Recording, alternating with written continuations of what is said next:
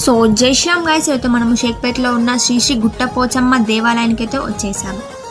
ఈ గుట్టపోచమ్మ దేవాలయానికి ఏకంగా 400 సంవత్సరాల చరిత్ర ఉంది. ప్రతి 2 సంవత్సరాలకు ఒకసారి ఈ జాతరను ఎంతో ఘనంగా నిర్వహిస్తారు. ఈ జాతర 2 రోజుల పాటు జరుగుతుంది. మొదటి రోజు బోనాలు, తొట్టెల కార్యక్రమం ఎంతో వైభవంగా జరుగుతాయి. ముఖ్యంగా ఇక్కడి తొట్టెల ప్రత్యేకత ఏంటంటే ఏకంగా 40 అడుగుల ఎత్తులో తొట్టెలను తయారు చేసి అమ్మవారికి సమర్పిస్తారు.